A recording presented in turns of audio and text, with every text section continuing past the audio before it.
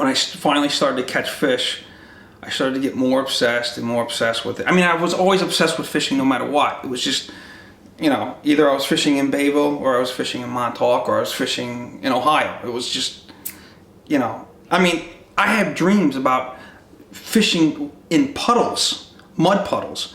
It's like constantly on my mind. If I'm not thinking about my family, I'm thinking about fishing. I was living out there constantly. And, I was fishing to the point where, I tell this story to a lot of people, I guess. But I was fishing to the point where, I had some friends, they pulled me to the side, like 3 or 4 of my friends, because I wasn't going out, I wasn't doing anything. I was just freaking obsessed, too obsessed. And my friends pulled me to the side and they're like, Bill, what are you doing? I said, I'm fishing. He's like, well, you never go out, you never do this, you never do that. Like, dude, I'm just fishing. That's all I'm doing. I'm fishing.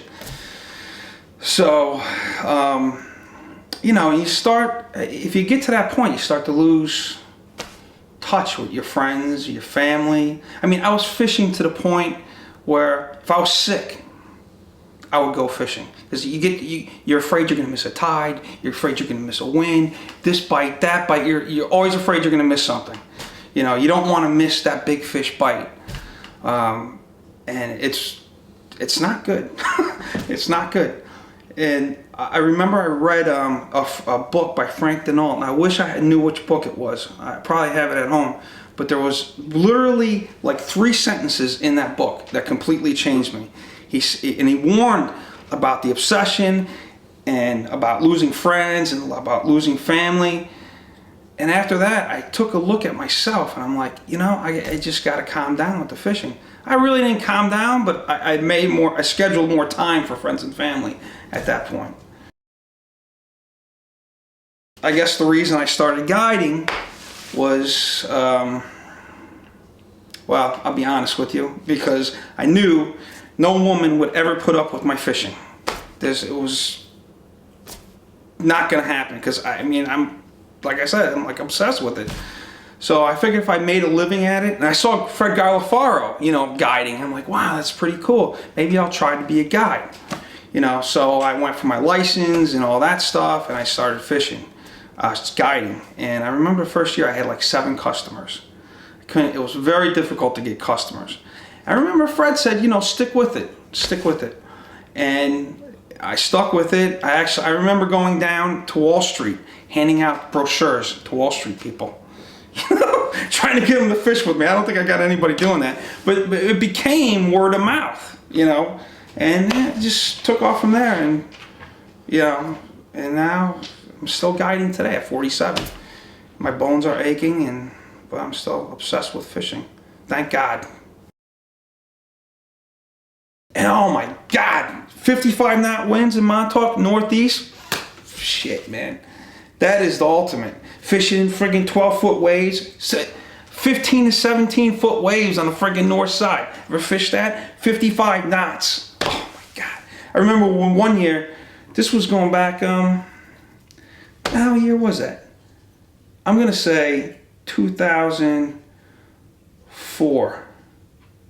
2000, might have been 2002. 2004, I would have to look at my logs, but I think it was 2004. It was blowing, they predicted a northeaster, and it was like October or September or something like that. I'm like, I'm going to get up. It's going to be the perfect tide in the morning. I'm going to get up and shoot straight to Montauk. And I'm calling everybody trying to get a charter, because I knew if I got a charter, that would motivate me to get up at like 2 o'clock in the morning and go. And if I didn't get a charter, I was going to be late. I didn't get a charter, and I was like an hour late. I was there like, I don't know, 6:30 in the morning instead of 5:30 in the morning or 4:30 in the morning. I remember seeing Vito. He's like, oh, I caught my 40-pounder today. I haven't had a 40-pounder in years and years. Oh, it was great. Yeah, and everybody had like 30s and 40s. But when I got there, it was 55 knots sustained, and it was just, you're casting bucktails into that wind with this huge water, and the rain's hitting your skin. It feels like friggin' needles. And you can't hear the guy like next to you say anything. It's like being at a friggin' rock concert. And when I got there, there's fish everywhere right in front of me. I missed the bigger fish, but I had friggin' stripers and blues everywhere right in front of me during this nor'easter. And that is what makes Montauk special, man. You know, you can do that other places, but probably not as dramatic as Montauk, you know? How long I was gonna guide? I thought I was gonna stop. I'm like, you know what? I can't do this beyond 50. Because, you know, I'm sleeping in my truck. I'm sleeping, you should see the crawl space I have in my truck. I'm sleeping, and to get up and go pee in the middle of the night, oh God, that is the worst. And guys say, well, why don't you get just a little urinal just so you could lay over? And what if you like spill it, like on, you know what I mean? If you spill it on your like sleeping bag or something, then you're friggin' stuck with piss on your friggin' sleeping bag. Who wants, I mean, you know, and you're supposed to be working out there. So it's, when I go out there, it's literally, if in the fall, like I'll be out there from Thursday till say Monday. It's literally eat, sleep, fish. You gotta find time when you're gonna shit, when you're gonna sleep, when you're gonna, you know, everything's timed. Because I'm doing doubles at that time of year. And I'm not doing a Thursday till Monday anymore. I'm kind of trying to take off because of my family.